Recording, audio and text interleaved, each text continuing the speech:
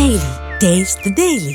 Mahalakshmi scheme 2 సంవత్సరాలు పూర్తి చేసుకున్న సందర్భంగా మంత్రి పొన్నం ప్రభాకర్ ఆర్టీసీ బస్సులో ప్రయాణించారు.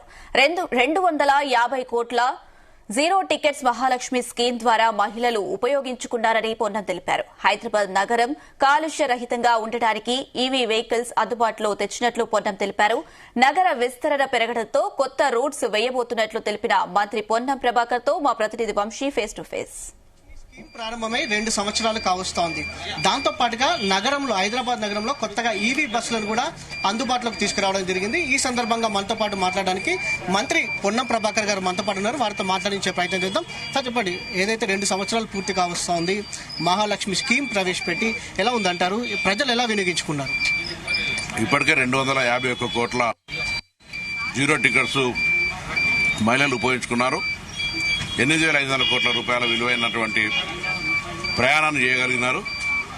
ఇంకా ఉపయోగించుకోవడానికి పబ్లిక్ ట్రాన్స్పోర్ట్ సిస్టమ్ ఆర్టీసీ కొత్త బస్సులు కొనుగోలు చేయడం కానీ కొత్త రూట్లను వేయడం కానీ ప్రారంభం చేస్తోంది. దాంతో పాటుగా ఈవీ బస్సులను ప్రవేశపెట్టడం జరిగింది. నగరంలో ఎన్ని బస్సుల వరకు ప్రవేశపెట్టబోతా ఉన్నారు? మొత్తం 2,800 బస్సులు ఆన్లైన్ ప్రాసెస్లో ఉన్నాయి. తొందరలోనే రింగ్ రోడ్డు లోపల మొత్తంగా ఢిల్లీ నగరం లాగా కాలుష్యంలో పడి ఇబ్బంది పడొద్దని హైదరాబాద్ మొత్తంగా ఈవీ బస్సులు నడపడానికి ప్రణాళిక చేసుకుంటున్నాం.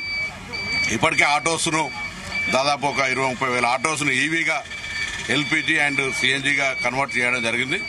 అట్లనే ఆర్టీసీ పరంగా కూడా హైదరాబాద్ సంబంధించి ఇక్కడ కూడా ఇబ్బంది లేకుండా అన్ని ఈవీ బస్సులను తెచ్చే ప్రయత్నం చేస్తున్నాం. దాంతో పాటుగా నగర విస్తీర్ణం పెరిగింది. ఈ నగర విస్తీర్ణం పెరిగిన దానికి అనుగుణంగా ఆర్టీసీ ఎలా సౌకర్యాలను అందుబాటులోకి ఆర్టీసీని తీసుకురాబోతుంది ఇతర ప్రాంత ప్రజలకు? నాకు జ్ఞాపకం ఉంది, విద్యార్థి దశలో ఉన్నప్పుడు కొత్తగా ఆర్టీసీ రూట్లు కొన్ని నడుస్తూ ఉన్నాడే. సిటీ ఎక్స్పెన్షన్ అయింది, రూట్స్ లేవు.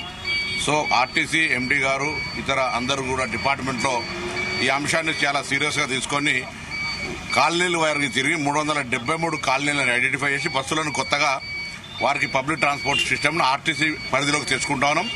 దీంతో 7 లక్షల ప్యాసింజర్స్ హైదరాబాద్లో ప్రయాణం చేయడానికి పెరుగుతూ ఉన్నారు. తొందరలోనే 373 కొత్త రూట్ల లోపల ఆర్టీసీ బస్సులు వాళ్ళ గమ్యాన్ని చేస్తాయి. 2047 ఆర్టీసీ విజన్ ఏ విధంగా ఉండబోతుంది రోడ్ అండ్ ట్రాన్స్పోర్ట్ సంబంధించి?